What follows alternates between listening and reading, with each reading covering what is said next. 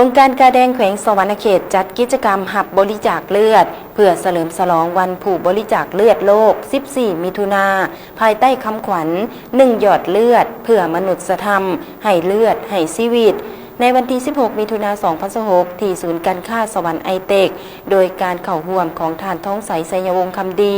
กรรมการประจำภาคแขวงรองประธานคณะกรรมการปกครองแขวงมีท่านดร.จันทราสุขสาครรองประธานองค์การกาแดงแห่งชาติลาวพร้อมด้วยการจัดตั้งอ้อมข้างพนักงานทหารตำรวจนักเรียนนักศึกษาแขกถึกเซินและมวลชนภายในแขวงสวรรณเขตคาดหมายกิจกรรมครั้งนี้จะมีผู้เข้าร่วมบริจาคเลือดหลายกว่า100 ถุงในพิธีท่านท้องใสไสยวงศ์คำดีรองประธานคณะกรรมการปกครองแขวงมีคำเห็นต่อพิธีว่าแขวงสวรรณเขตพวกเฮาได้จัดตั้งปฏิบัติเวียกงานปลุกระดมบริจาคเลือดหลายปีผ่านมาเห็นได้ว่าเป็นขบวนฝุดพื้นดีจำนวนผู้บริจาคเลือดหลายครั้งเพิ่มขึ้นซึ่งเป็นการประกอบส่วนช่วยกอบกู้เอาหลายชีวิตและดำรงชีวิตอยู่ต่อไปแต่ก็ยังบ่เพียงพอ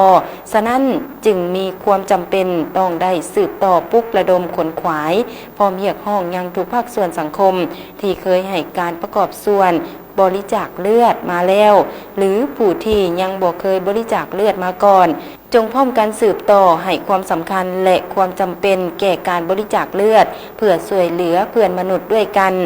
พร้อมนี้ท่านดร.จันทราสุขสาครรองประธานองค์การกาแดงแห่งชาติลาวได้กล่าวว่าวันที่ 14 มิถุนายนของทุกๆปี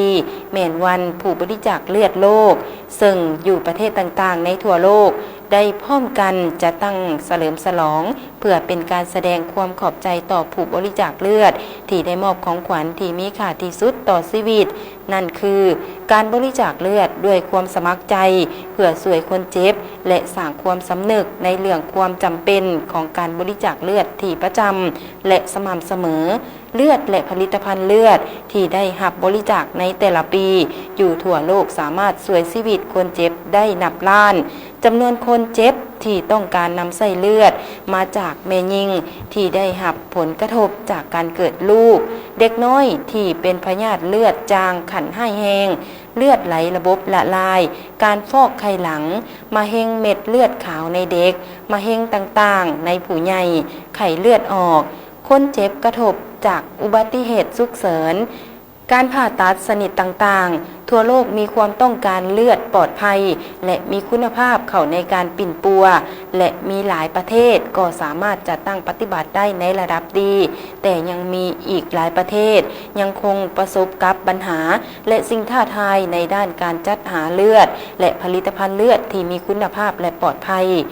ในพิธีครั้งนี้ยังมีการมอบใบย่องยอให้แก่ผู้บริจาคเลือดหลายครั้งกรมกองการจัดตั้งที่ดีเด่นในการปลุกระดมบริจาคเลือดองค์การจัดตั้งสากลเป็นต้นแมนสำนักงานผู้ตั้งหน้าสหภาพยุโรปประจำสาธารณรัฐประชาธิปไตยประชาชนลาวบริษัทหัวหน่วยธุรกิจที่ได้ประกอบส่วนสนับสนุนในการจัดงานตื่มอีก